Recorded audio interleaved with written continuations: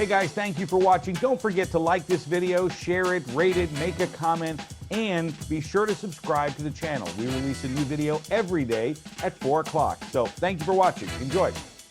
The airline business is something that we cover quite a bit here on this program, because for obvious reasons, also the cruise industry and lodging as well.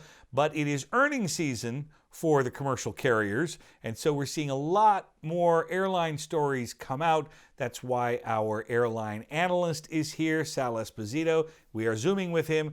I want to bring you in real quick because, Sal, by the way, good to see you, my friend. Erik, great to be here, which was under better circumstances. Well, that being said, the promise of tomorrow, the promise of travel tomorrow is still on the horizon. But how does this play out with the airline business? Are the airlines going to survive this crisis? Well, I throw back to the old 60s song, they're going to get by with a little help from their friends, because without a lot of help from some friendly governments, I don't think we're going to see a lot of airlines survive this crisis. And it's already happening, obviously, in the United States. Well, and this is not without precedent. The airlines have gotten money from governments before. They have, and mostly the money that the airlines have been subsidized by governments before have been under times of national crisis, which this is. This one takes a little bit of a different format in that most of the money is coming from the U.S. government that are grants per se, are being passed through to keep employees on the payroll. But there are a lot of loans and a lot of different grants that have been given out to help shore up the airlines, help them shore up their capital position, so that they're around for the long term.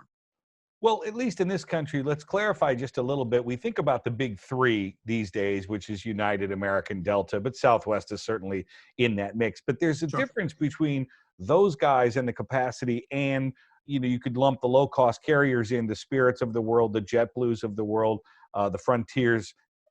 Are they going to survive? Are we going to see mergers here? What's it going to look like? I think, I go back to my experience in the post-deregulation era, just in the early 1980s, where you're going to see a lot of different things happen. You're going to see mergers, you're going to see airlines disappear, and you're going to see airlines grow and expand. You're going to see a combination of all those things happen as we emerge from this crisis in the next few years. Well, that leads me to ask, when we step on a plane for the next time, whether that's this summer, this fall, maybe we wait till next year, is it going to look and feel different? Well, I think flying is going to be different post this crisis. And you see some of this being published now. Airlines are talking about personal safety in a much different way. I think it's Ed Bastian, the CEO of Delta Airlines, kind of threw this out, saying passengers are going to be much more concerned about their personal safety above and beyond the normal security regimen. How are you making me safe as I travel on board a flight? And obviously that's going to have a much larger health overtone than it has in the past. Yeah. And of course, they're watching the science just like the rest of us are and taking the cues from the official sources. I mean, we're talking about big money changing hands and big losses. Didn't you say earlier something to the effect that we were talking before the show? Airline capacity is down 90%. Is that going to stay the same for a while? Revenue passenger kilometers, as being tracked by IATA, who tracks global airline revenue, is down 90% year on year from this time last year. Their forecast, which initially was quite optimistic, now has been revised to be what I consider more realistic. Mentions that it's only going to recover to about 50% of last year's level through the fourth quarter. So we're going to see slow revenue passenger growth. I mean, obviously, those 40 points are billions of dollars. Right. They've gone on to say that combined airline losses this year will be in the area of about $314 billion. When you consider most airlines only have enough cash on hand to last about 2 months without revenue, that's a pretty dramatic situation. Well, okay. Well, but why then am I seeing fares today? If someone goes online, they can see, hey, $99 round trip, New York to Miami. Don't quote me on that, but you see these remarkable round trip fares today that are published for travel in August and September and into the fall. You see, are those fares going to remain the same? What's going to happen? Well, what you're going to have is obviously airlines are looking to raise cash, and one of the places to raise cash is from selling airline tickets. So they're offering low airfares to entice customers and flexible cancellation conditions, I might add.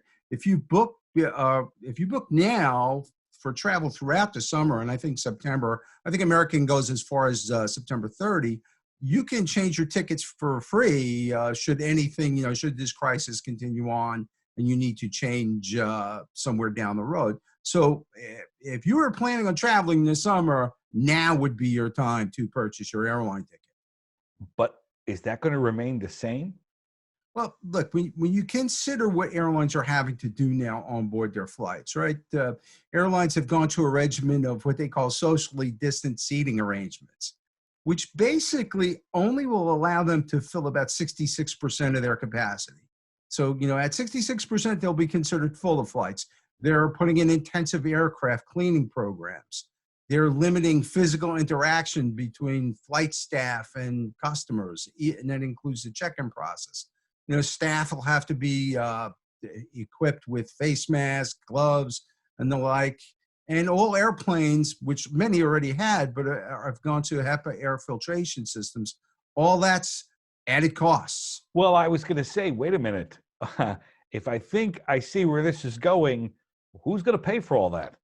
Well, according to Ed Bastian, who's the CEO of Delta Airlines, he sees a future where personal safety is the paramount consideration for customers.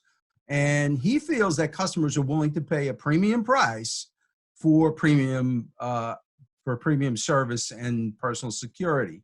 I mean, in my life, those have been buzzwords for higher airfares.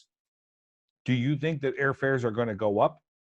Well, Michael O'Leary, who runs Ryanair, they're probably the most famous and infamous airline, low-cost airline in the world right now. Wait a minute, I'm sorry, Ryanair, isn't that the airline that flies upside down so that they can shake all the loose change out of your pockets? They'll get whatever they can. At one time they wanted to charge for toilets. The government wouldn't have it. They're pretty astute at getting all the money they can out of people. But he's made some pretty bold statements saying that a maximum 66% load factor on aircraft means there will be no more low-cost carriers. It's not possible at a 60% load factor. And I tend to agree with him that cramming people on the planes is what allows airlines to make enough money to send that flight and bring it back. And if you can't fill that flight, you just have to charge everybody on board more money. And when you load on top of that, the extra provisions the airlines are taking to make sure the planes are clean and all the extra equipment they need, you're going to be paying more in the future. And I know we were only supposed to ask 5 questions because it's our big 5 questions with an expert segment, but I do have another one.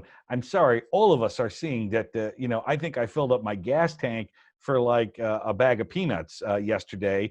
And doesn't the cost of jet fuel have something to do with these rates too?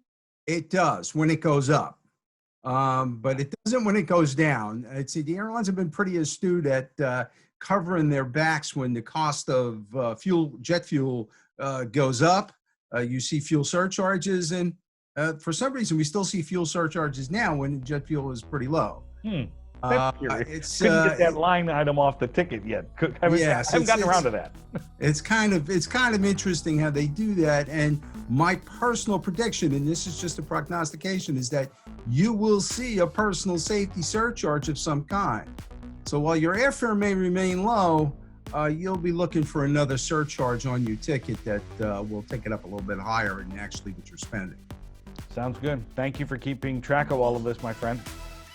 Great to see you, Eric. Good luck. Good luck. I'm going to break. I'm not going to battle. Good luck with that. How much can happen here? Stay safe. Hey guys, this channel is a celebration of all things travel, so hit that subscribe button. Leave a comment or question, share this video, like it, rate it, whatever. Believe me, it all helps. Thanks for watching.